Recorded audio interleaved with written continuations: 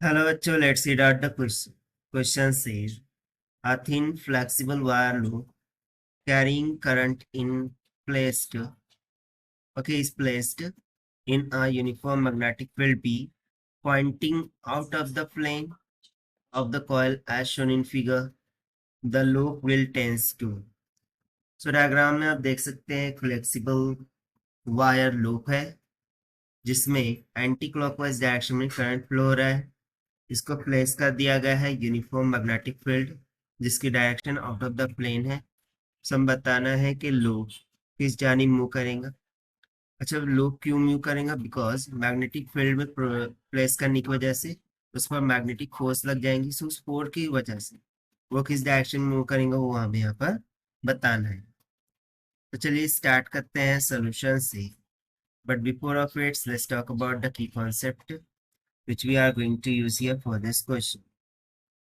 So इस question में हम फ्लेमिंग्स लेफ्ट हैंड रूल का यूज करेंगे। So according to Fleming's left hand rule, magnetic field is out of the plane and current is in anti-clockwise direction.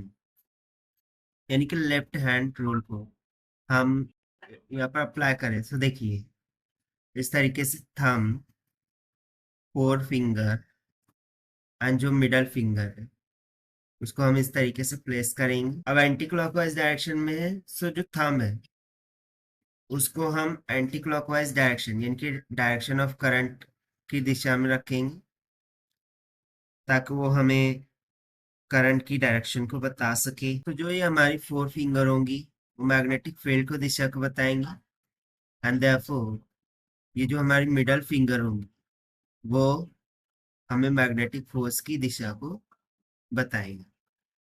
सो इस तरीके से हम सिंपली डायरेक्शन को फाइंड आउट कर सकते हैं। So according to the question, if you see that the net force on the current carrying loop in uniform magnetic field is 0, so इस वजह से हम लूप को ट्रांसलेट नहीं कर सकते। So that is why option A और option B यहाँ से इनकरेक्ट हो जाएगा। सो इस पॉइंट को हम यहाँ पर नोट डाउन कर सकते हैं। That is net force on loop is 0.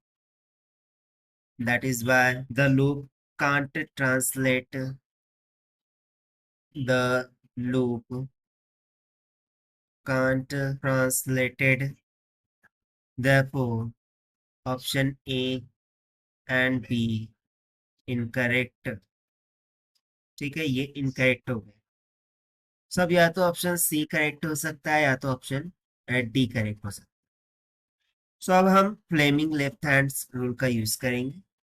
So by using Fleming's left hand rule. So Fleming के लेफ्ट हैंड रूल के according as we can see that कि जो मैग्नेटिक फील्ड है वो परपेंडिकुलर है to the plane of paper यानी कि out of the plane है बेसिकली। सो हम यहाँ पर लिखेंगे कि मैग्नेटिक फील्ड वो क्या है, आउट ऑफ द प्लेन है।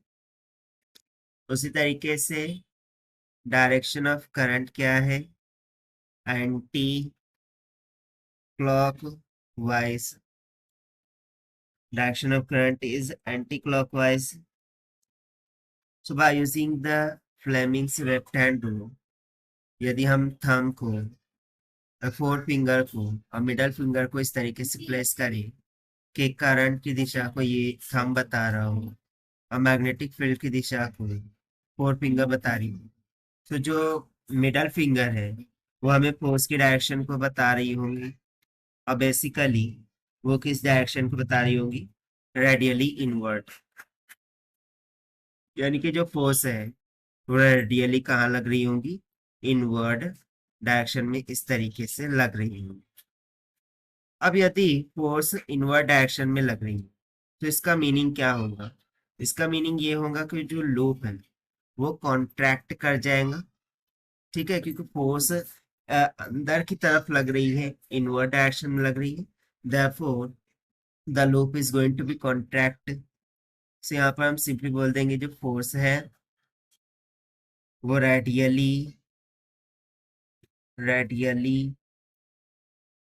इनवर्ट डायरेक्शन में लग रही है, therefore the loop will contract, and therefore this is going to be the required answer to this question.